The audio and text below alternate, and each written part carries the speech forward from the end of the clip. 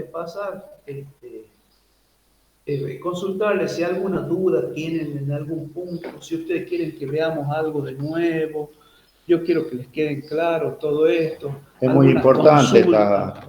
las bolillas que dio el ingeniero. Son temas importantes que lo van a usar mucho ustedes en su vida Profesional. profesional, ¿no? Sí, yo por lo menos, profe, hasta ahora va, como dijeron ustedes que el lunes capaz que nos mostraban unos videos, yo creo que ahí vamos a afirmar mejor todo lo que vimos y quizás ahí surja alguna otra duda, no sé. Está Sí, bien, sí, sí. entonces pasa los videos Ahora, es cierto, es verdad, no habíamos olvidado. Son unos videos de unos compresores, cómo funcionan. Ya ahora los vemos. Ajá. Disculpen. Yo me había olvidado, realmente.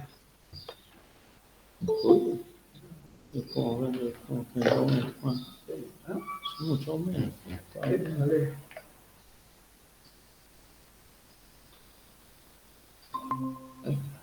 Hola, Julieta.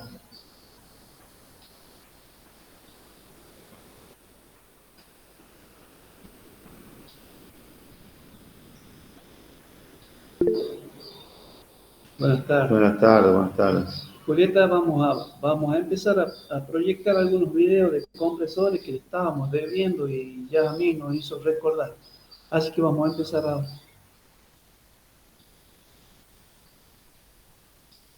Espero que no entre Pablo porque es muy peleador.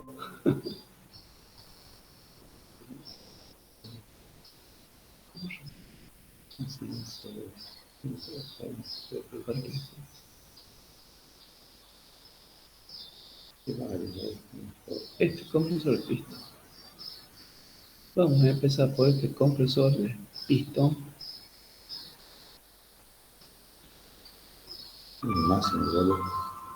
Yo sí, ya le pregunto si esto. ¿Están escuchando ahí la música por lo menos? Bien. Sí.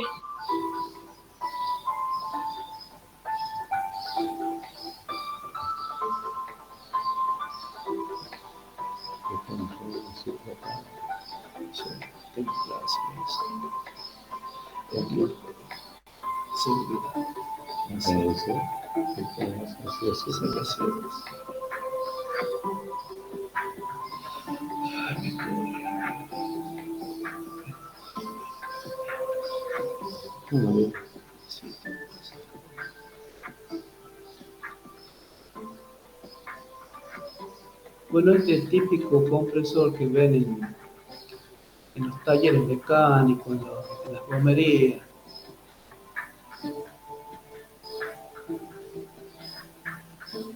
Ahí tienen el manómetro que mide la presión. La presión efectiva, ¿se acuerdan? Claro, o manométrica. Sí. ¿De cuántas etapas este compresor? ¿Me pueden decir ustedes? Bien, en esta, sí. Porque si tiene un solo cilindro de compresión. Le hago una pregunta. La presión que mide el manómetro, ¿también es llamada como? Dijo que era el efectivo, la manométrica. Perfecto, perfecto. ¿Y la que está dentro del cilindro, la que está dentro de la cámara, cómo se llama?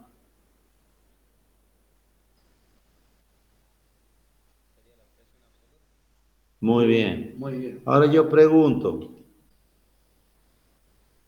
¿cómo determino yo la presión efectiva? Si yo supongo que tengo 8 bares de presión efectiva, ¿cuánto sería la presión absoluta que tengo?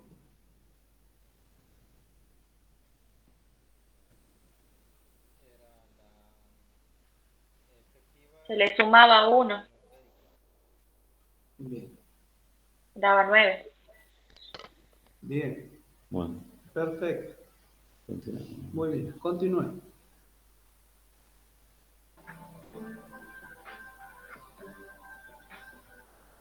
Acá, como ven ustedes, el depósito de aire está incorporado al compresor, ¿no? Ese tubo naranja que está abajo es el depósito de aire comprimido, que sería el pulmón, ¿no? este es un compresor, como les digo, en un taller mecánico, de una Chico. bolería, claro, este es chico. Pero que sirve para ver el funcionamiento, que es lo mismo que uno más grande. Ustedes hemos visto los depósitos de aire y hemos visto que era esto. ¿Se acuerdan ustedes? ¿Saben lo que es? Lo voy a dejar correr un poquito a ver si lo ven bien. ¿Ven lo que es?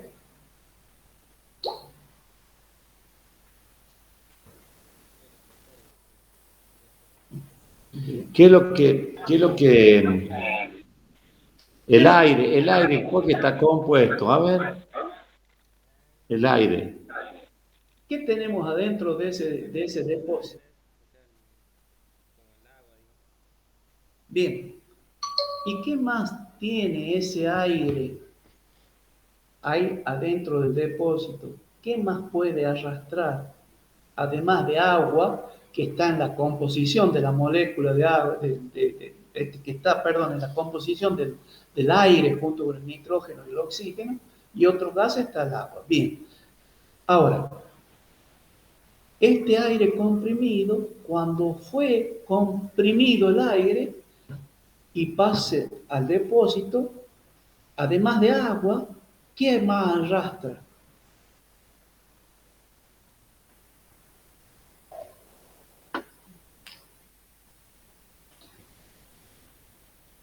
¿Se acuerdan?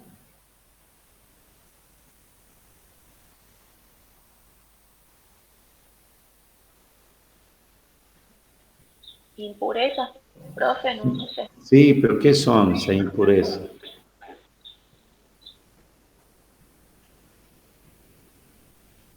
Son partículas de aceite que existen durante, como es un proceso mecánico, digamos, ¿no es cierto? Entonces, por ahí hay alguna partícula ínfima de aceite que se usó en la lubricación del sistema mecánico ese, que hace que escape y sea recuperado mediante esa válvula, ¿no es cierto?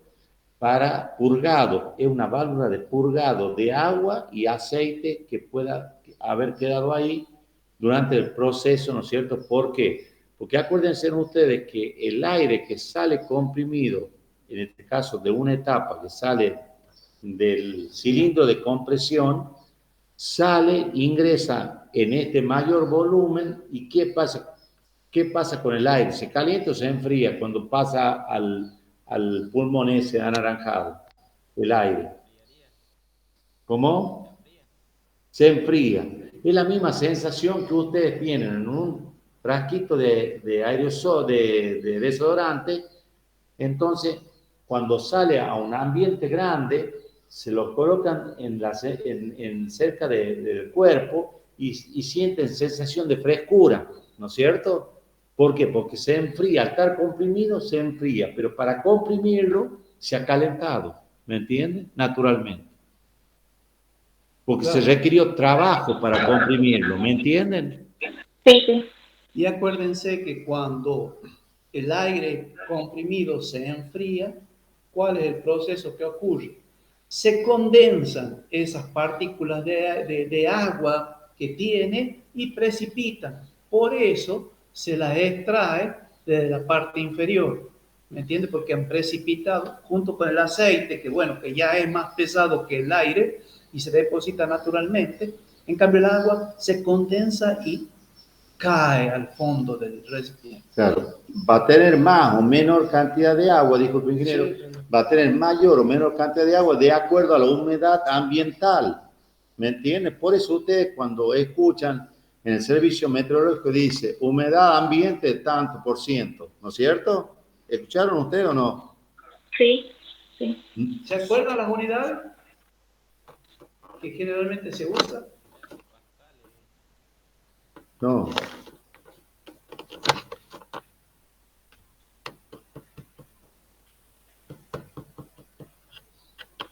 Y cuando hablan de humedad, sí. En porcentaje.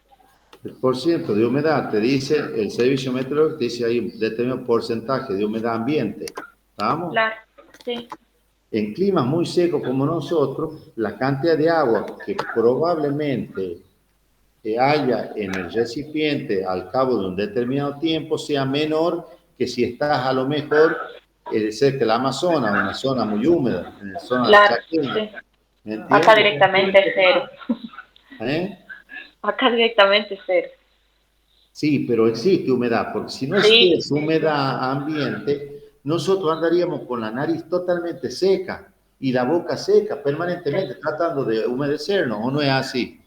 claro, sí, Por eso, cuando se creó el universo, se lo hizo tan perfecto para que todos nosotros podamos vivir de manera natural, sin necesidad de estarnos agregando agua o algo en la nariz o en la boca, porque si no, ¿me entienden cómo es?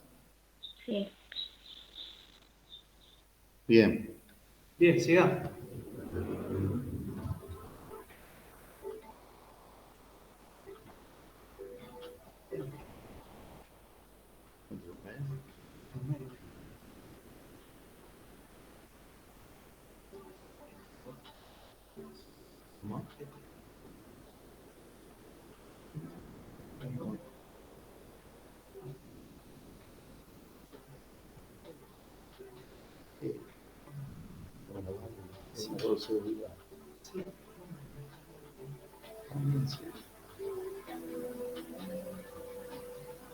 Si no fue para mí.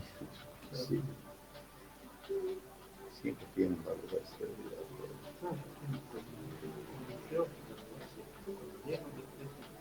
Para, si no tiene como parar,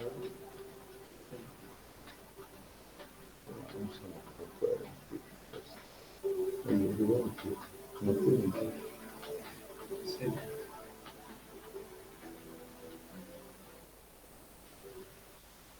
que termina. Vamos a hacer una presentación práctica y didáctica del compresor tipo pistón.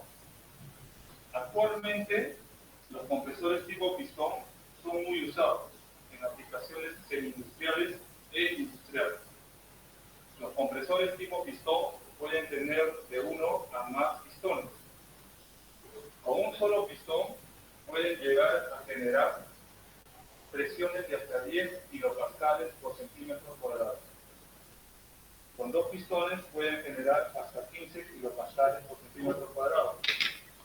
Con más pistones pueden llegar a generar hasta 250 kilopascales por centímetro cuadrado.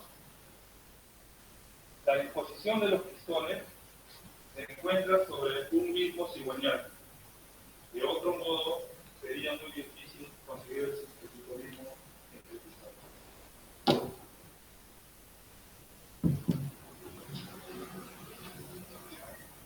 Presentaremos las partes de un compresor monocilíndrico.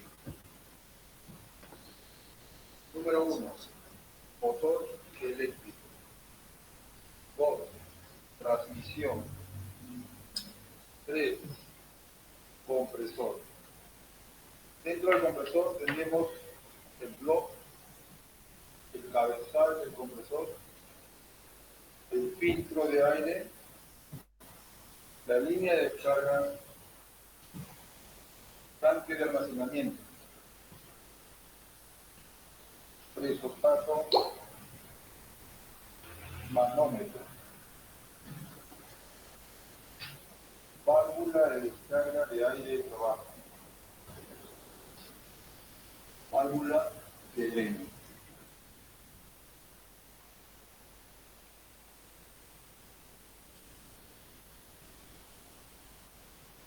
A continuación, vamos a explicar el funcionamiento del compresor monocilíndrico.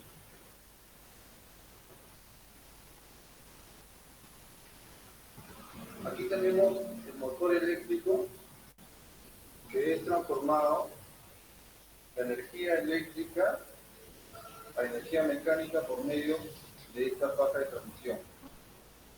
Está montada a la polea de transmisión del cigüeñal.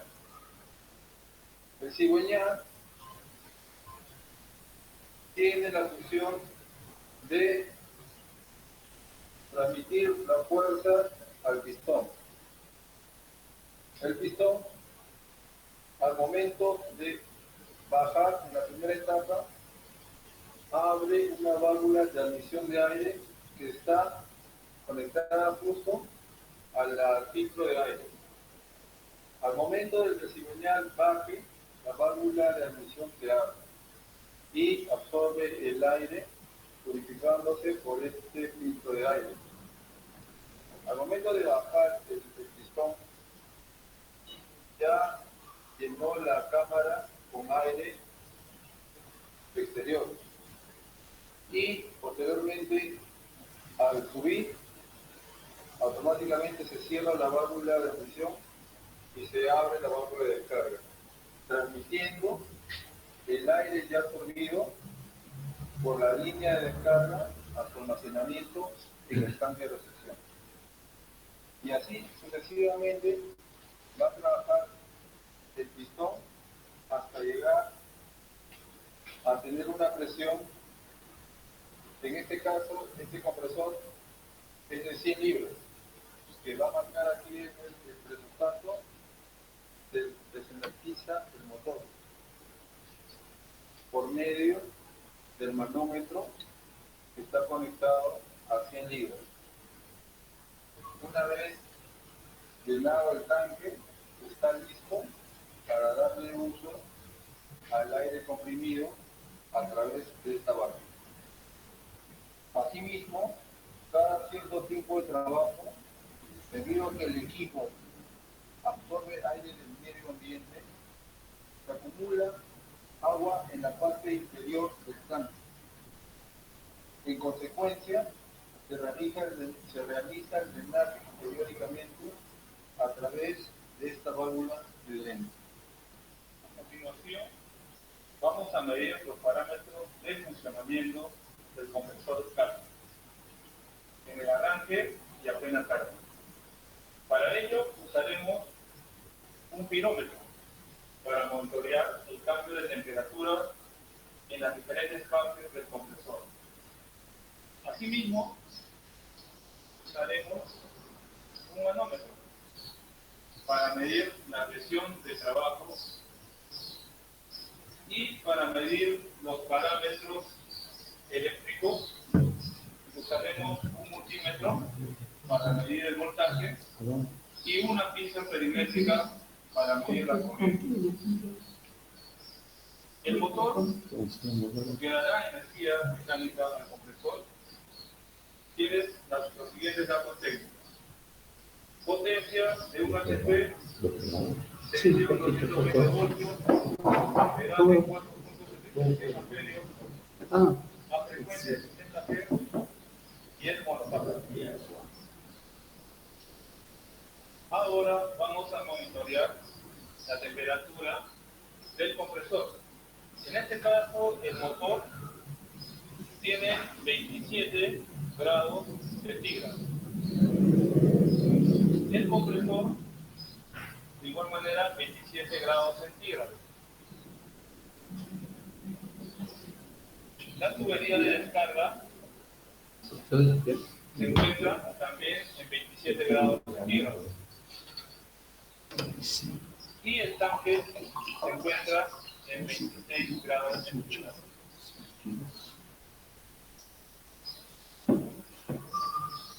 Como podemos apreciar, el manómetro se encuentra en 0 libras. Asimismo, el voltaje de la línea de alimentación al compresor, al motor, se encuentra en 208 voltios. Y la pinza perimétrica, ya que está apagado el motor, se encuentra oscilando en 0 amperios. Ahora vamos a arrancar el compresor.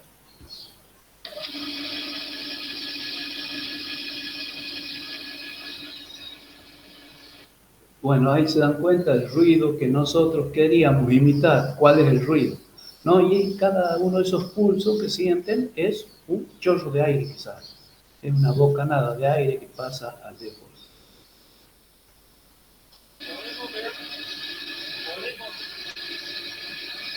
Ver la corriente del motor, se encuentra 2.5 amperes. Importante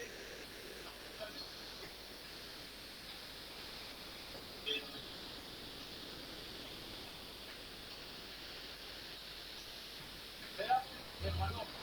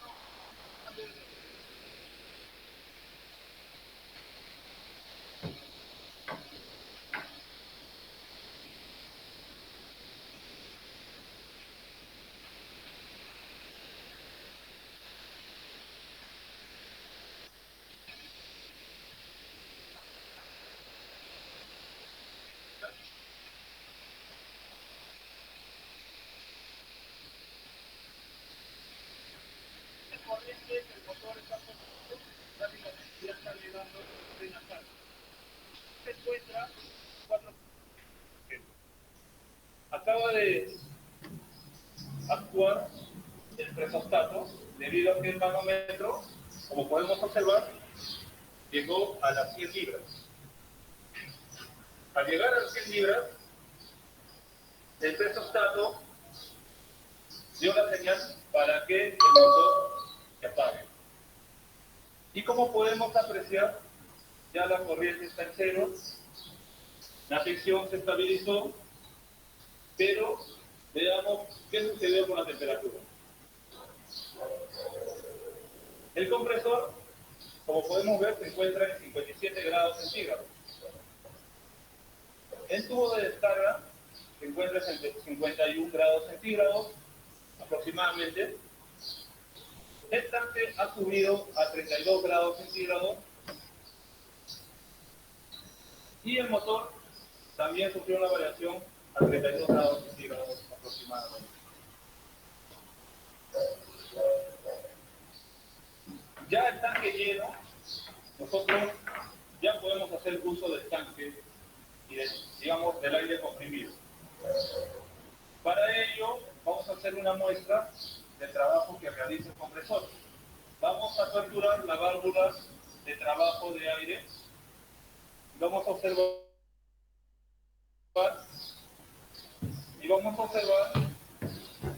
que nuevamente, cuando la presión haya bajado, el compresor nuevamente dará inicio al motor.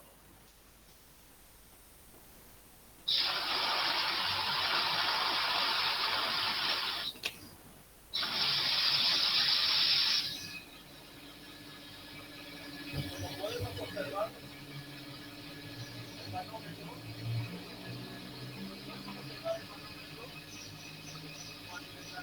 disminuyó más o menos a un 80%, como podemos observar en el manómetro, la presión disminuye. Tenemos también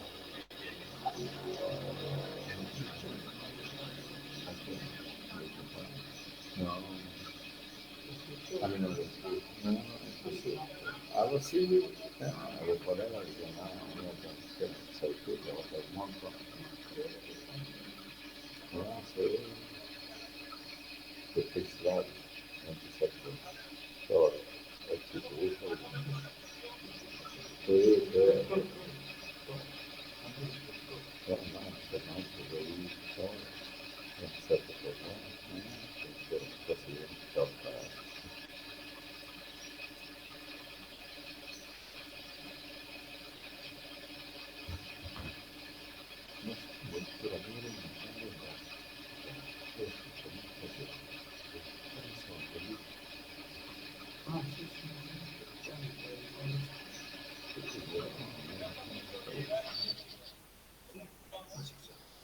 y apagó el motor.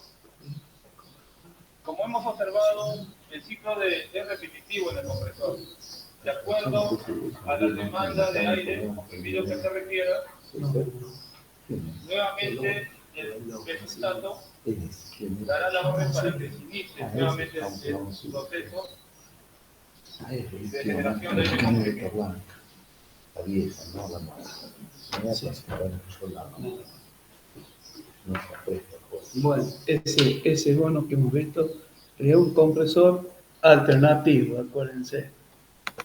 ¿Se acuerdan que habíamos visto que había de 1, 2, 3 etapas? Bifásico, polifásico se llama. A ver, vamos a ver. A ver este. Vamos a ver todo.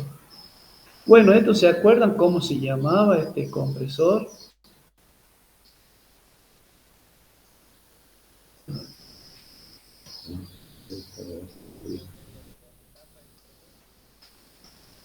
Bien, bien. ¿Por dónde entra el aire acá? Atmosférico.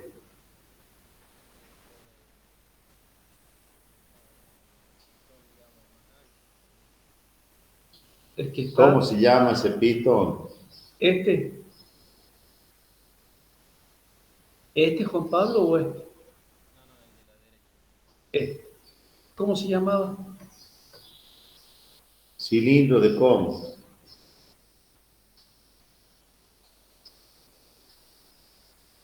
De baja, De baja presión. ¿de acuerdo? Y el otro era el cilindro de alta presión. ¿Mm? Ustedes ven acá, que acá entra el aire, se comprime y sale el aire por esta válvula de descarga, sale y pasa, en este caso, ustedes lo pueden ver así al refrigerador intermedio o lo pueden ver acá afuera. ¿No? En este caso lo tiene adentro y pasa, ahí se enfría el aire y con la misma presión que ha salido de acá, entra acá y se termina de comprimir. Veamos cómo trabaja. Mírenle la flecha. Acá, ¿ves? Ahí va ahí y sale al sistema.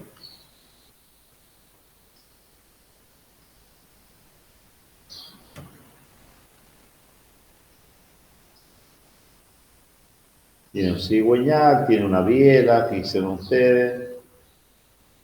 ¿Y qué más tiene?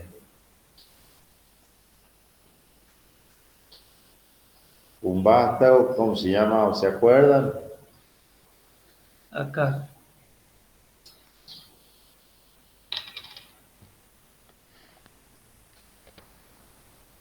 ¿Se acuerdan ustedes? Tenía un vástago y una cruceta.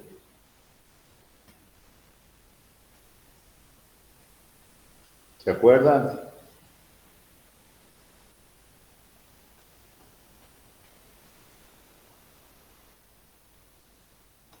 Bien, este es de 2 etapas. Y ya vamos a ver que también hay rotativos de desplazamiento positivo de 2 etapas. Claro. Ya lo vamos a ver. A ver.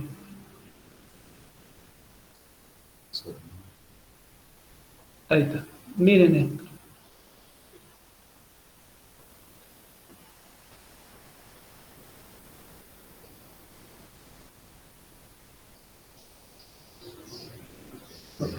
No tiene sonido.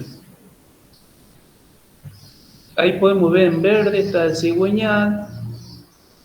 En plateado está la biela. La biela.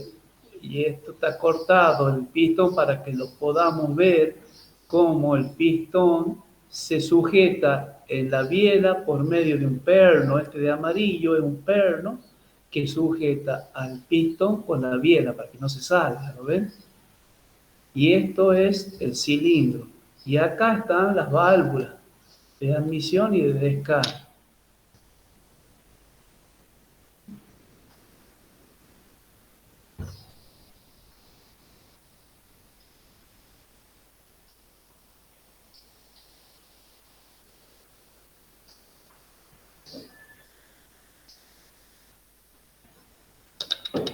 Perdón. Estaba tomando agua y no pude hablar. Miren, acá se ve bien el otro tipo de compresor. Ya estamos viendo de 2 etapas. Este también es un compresor que lo pueden ver en un taller mecánico, en una gomería también. Y acá lo pueden ver los 2 cilindros que constituyen las 2 etapas de compresión. Y acá afuera, ven el refrigerador. ¿Lo ven? Después todo lo otro es igual, tiene el motor, los filtros, todo es igual que habíamos visto primero. Pero esto lo ven acá, estos cilindros, los 2 cilindros donde se realiza la compresión bifásica.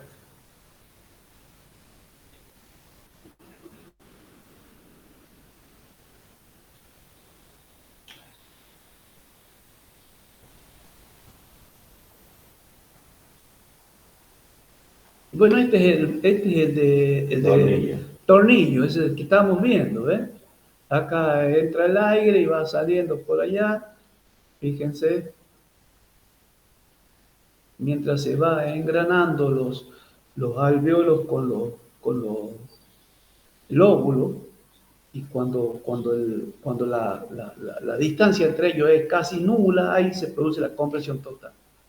Este también es otro, el mismo Por eso tipo. son de desplazamiento positivo, porque la compresión del aire se hace por medio de una disminución del volumen. ¿Está claro? Sí. Y acá lo ven cómo trabajan los rodillos. Observen que hay uno que es macho y el otro es hembra, ¿me entienden? Uno gira en sentido horario y el otro antihorario.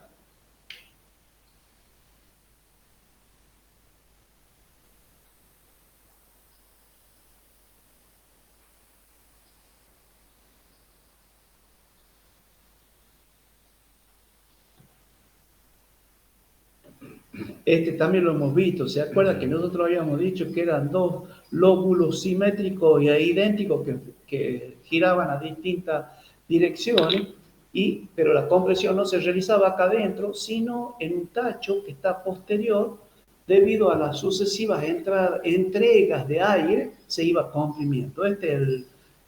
También le llaman el ROT.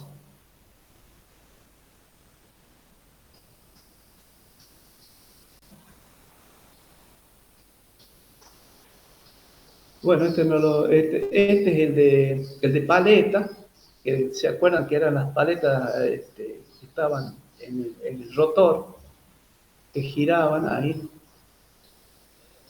Bueno, este no lo hemos visto. ¿Cómo, Juan Pablo? Sí, sí, sí, cómo no.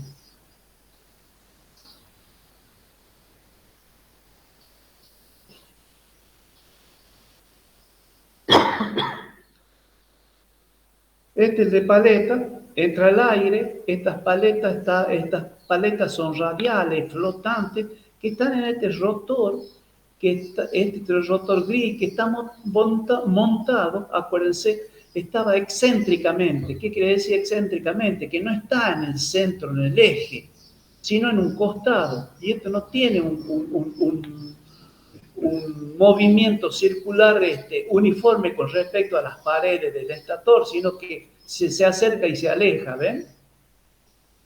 Esto entra el aire y ocupa el lugar entre dos paletas sucesivas.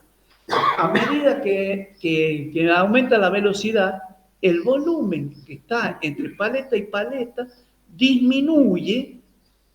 Con esa disminución se produce el aumento de presión. ¿Entendés, Juan Pablo? Bien, ahí.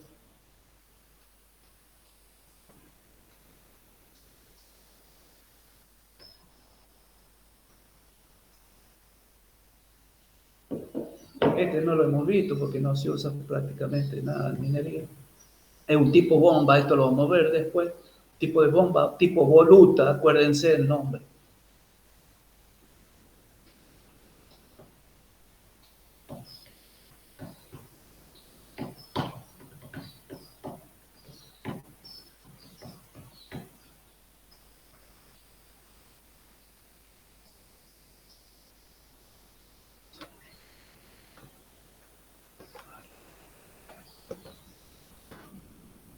Bien, vamos a seguir viendo, a ver. Este de un martillo, de un compresor de dos. Las unidades de compresión de una y de dos etapas, lubricadas y probadas a través del tiempo, producidas por Ingersoll Rand, logran un avance importante. Esta marca es muy importante, muy conocida, muy famosa en aire comprimido especialmente, ¿no? Y en martillos y también. jumbos. El uso de los rotores de acero con mecanizado de precisión, de los rodamientos de rodillos cónicos de gran calidad y de los pasos integrales para la circulación del refrigerante brinda una confiabilidad incomparable.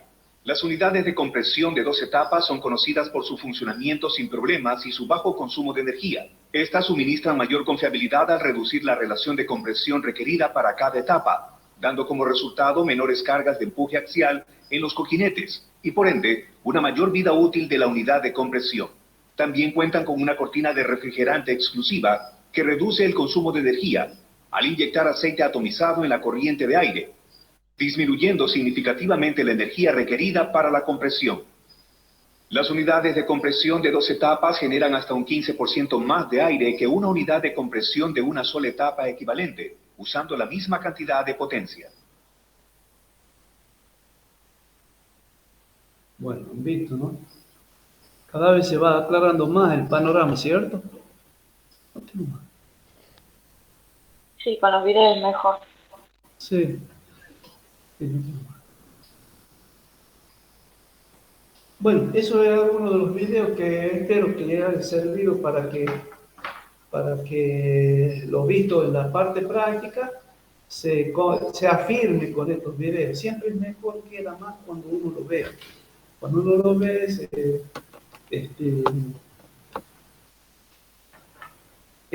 fija más los conceptos. ¿Han entendido bien el tema de aire comprimido, chicos?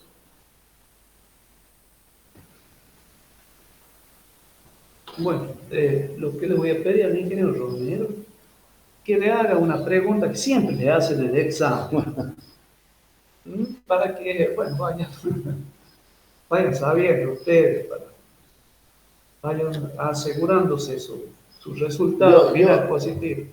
No, es decir, les quiero preguntar lo siguiente. Perdón, ingeniero, y por eso siempre, generalmente, este, les pedimos que asistan a la clase, porque a veces damos algunos conceptos que hemos conocido, que lo aprendimos en la práctica, que a veces no están en los apuntes. Entonces, y a veces también los preguntamos, como sabemos que lo damos en clase, los preguntamos en el examen igual.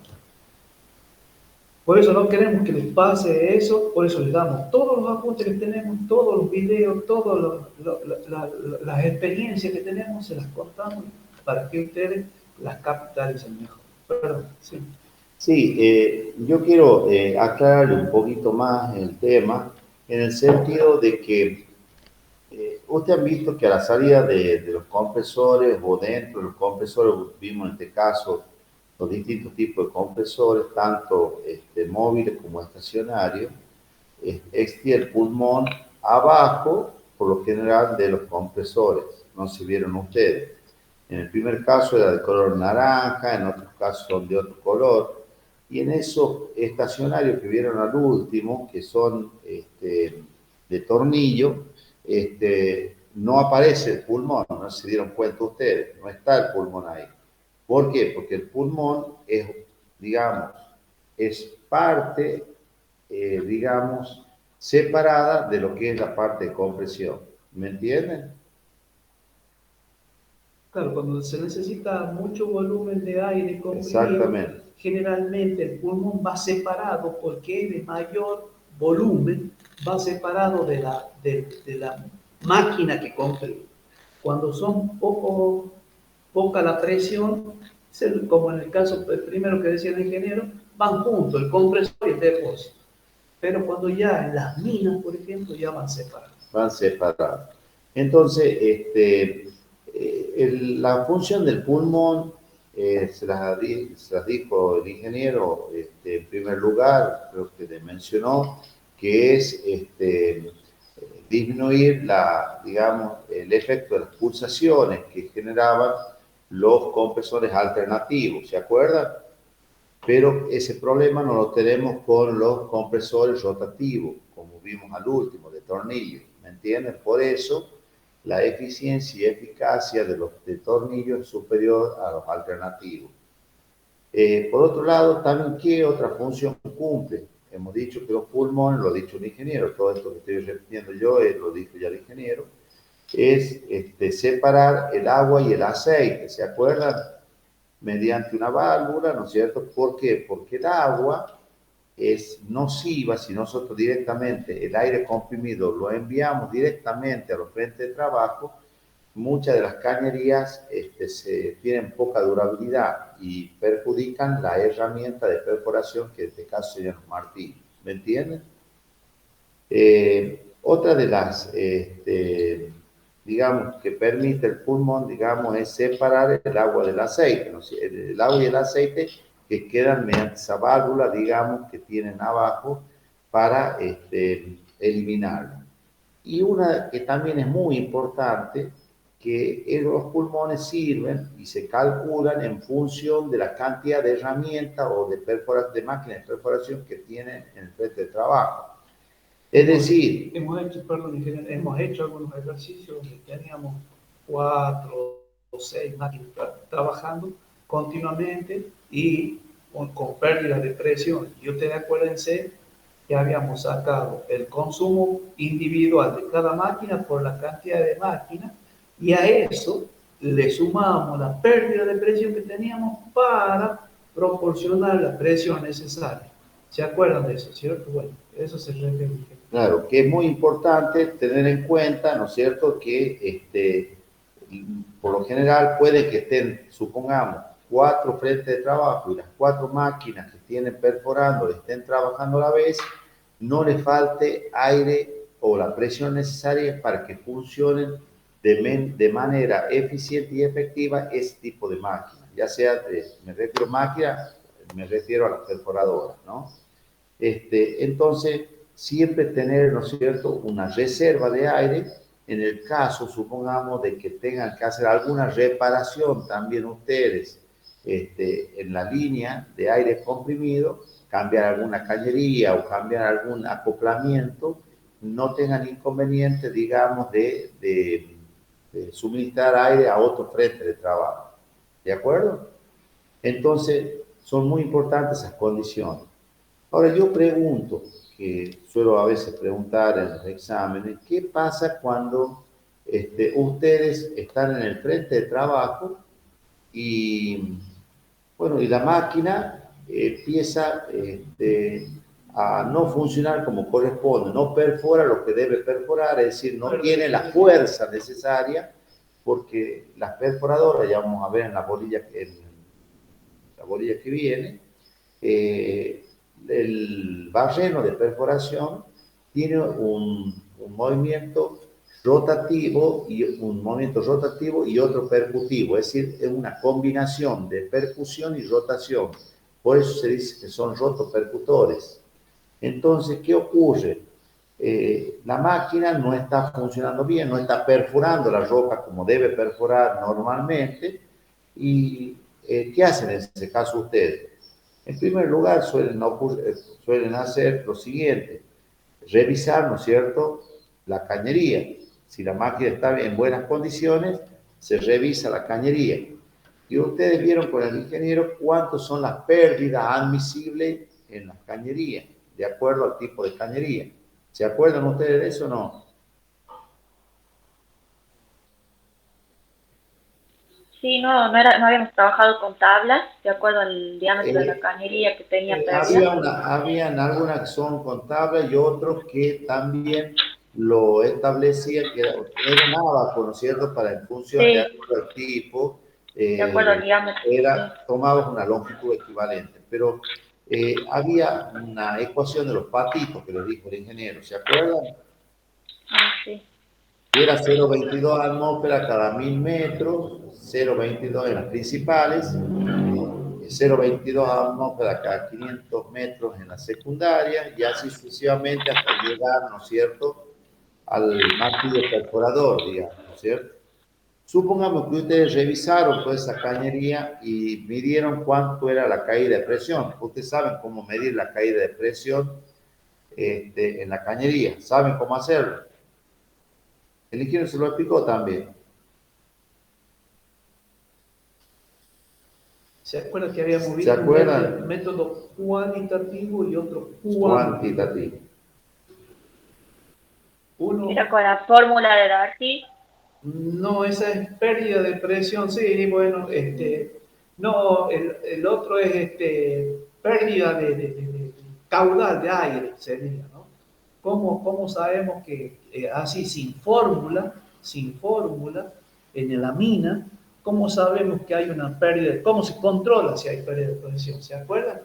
Nosotros poníamos el compresor a la presión de trabajo, cerrábamos la válvula de paso del compresor al depósito y medíamos la presión. Y dejábamos un tiempo ahí, íbamos a revisar la cañería y volvíamos. Y veíamos si esa presión había bajado o no. Si había bajado mucho o una cantidad apreciable, se descubría que había una pérdida importante. Y si bajaba poquito, bueno, no había grandes pérdidas. Esa era la cuestión cualitativa, que me daba la oportunidad únicamente de saber si tenía pérdida o no. La otra, la cuantitativa, era que ya podía medir la cantidad de aire que tenía de pérdida. ¿Y cómo era? Yo paraba el compresor, ponía el compresor a la presión de trabajo y después lo encendía al compresor y lo ponía en la velocidad necesaria como para que esa presión de adentro de la cañería no baje. O sea que había que ponerlo al compresor a una sobremarcha para compensar las pérdidas. Entonces yo medía ahí en el manómetro y me daba la pérdida, el trabajo que hacía el compresor en esas circunstancias.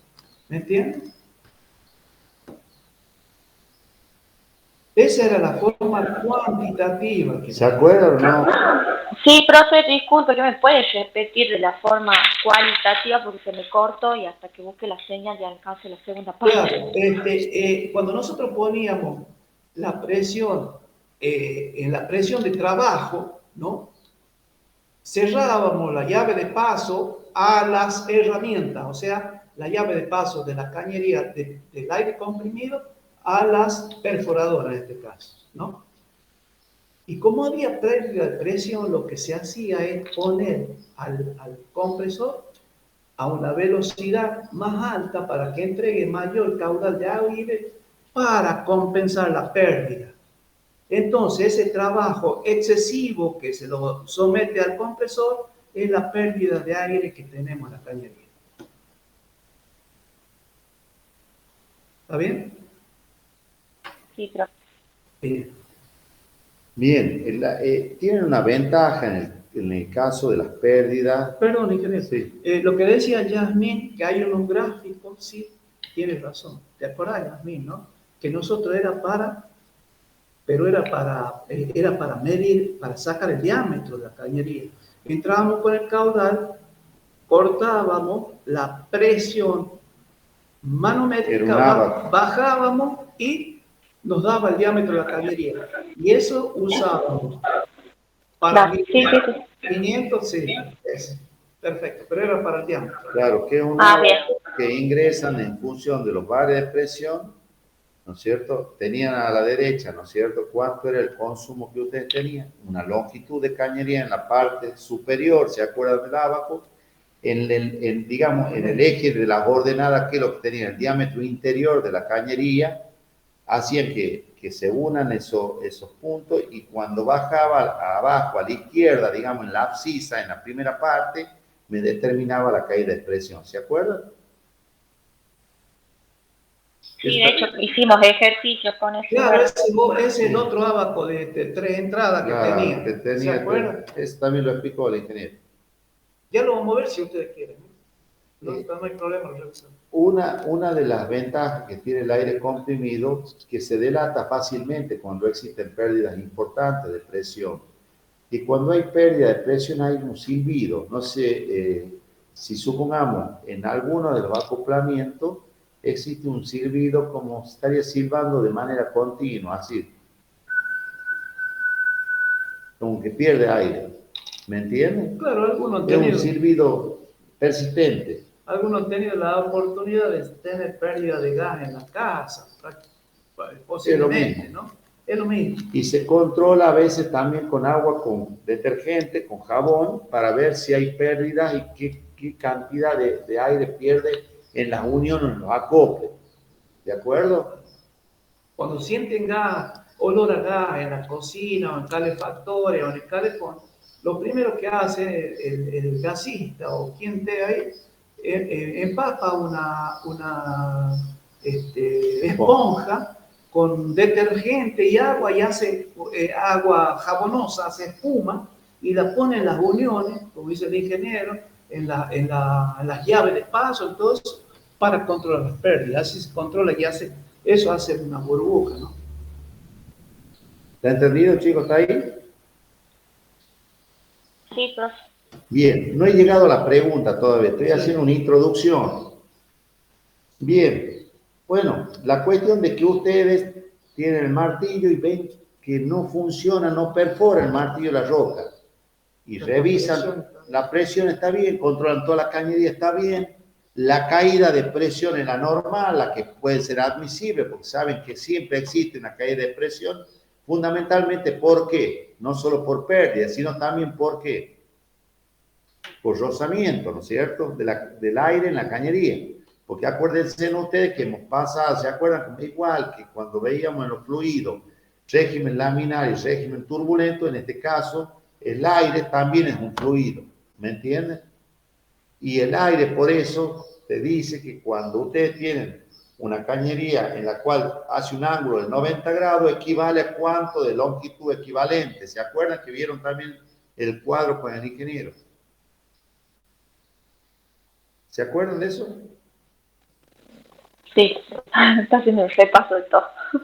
Juan Pablo, ¿te acuerdas o no? ¿O está dormido Juan Pablo? ¿O no está? Bueno, le va a tener que hacer ver la próxima clase los cuadros, ingeniero. Sí, también lo vemos, no hay Bien. problema. Bueno, la cuestión de que ustedes quieren hacer andar el martillo hace ruido como si funcionara, pero no perfora la roca. No tienen buen rendimiento. No tiene rendimiento, es decir, como que quiere perforar y no puede perforar, no tiene fuerza para perforar. Y ustedes revisaron que, digamos, la cañería tiene las pérdidas normales. Entonces, ¿qué hacen en ese caso? La presión que marca el manómetro a la salida Del pulmón del depósito es la indicada y según los cálculos es la Está que correcta. tengo que tener. Es la correcta. Pero, digamos, revisan la cañería, están en las pérdidas correctas, pero el martillo no me funciona adelante, en el frente de trabajo. Funciona mal. ¿Qué pasa? ¿Qué se hace en esos casos?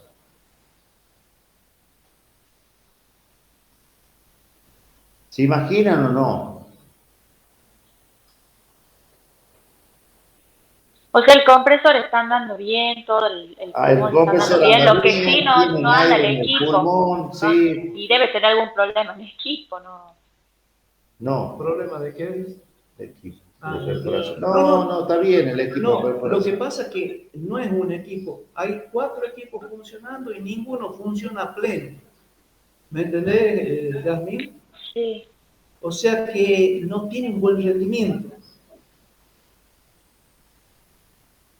Y no sé, debe estar andando mal la conexión que hay entre el pulmón y los equipos. Yo te voy a explicar y le voy a explicar a ustedes.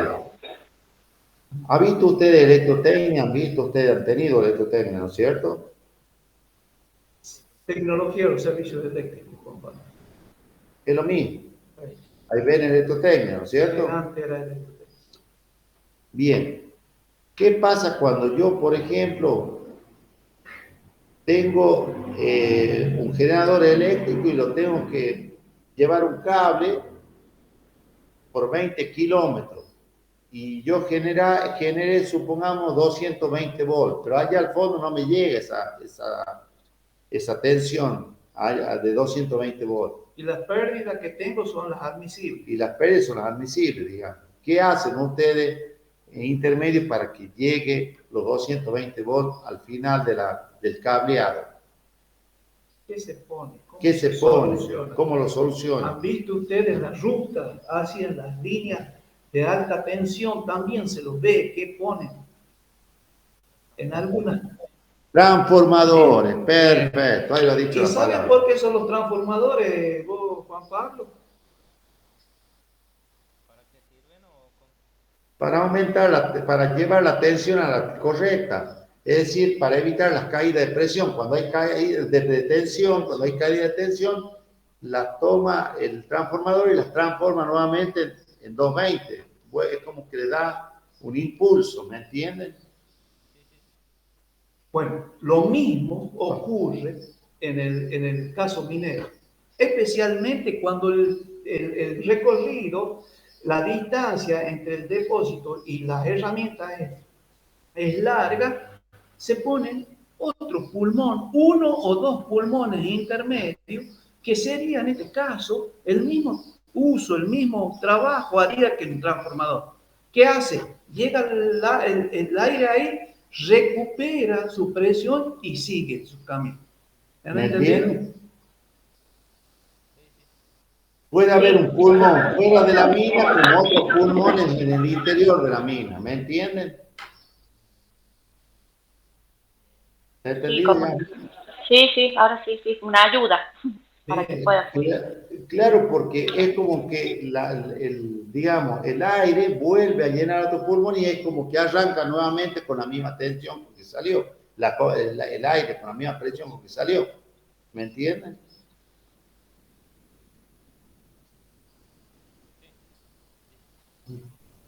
Y en este caso no es lo mismo, sería como lo que ocurre en el compresor ROT o del óvulo.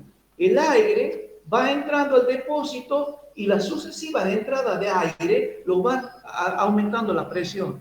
¿Me entiendes? Por eso recupera la presión el aire. ¿Entienden?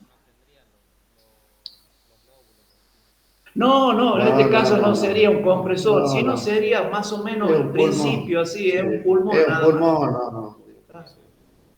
Juan Pablo, perdón, ¿en qué te quedaste de aire? ¿En los gráficos? ¿Crees que los revisemos la clase que viene?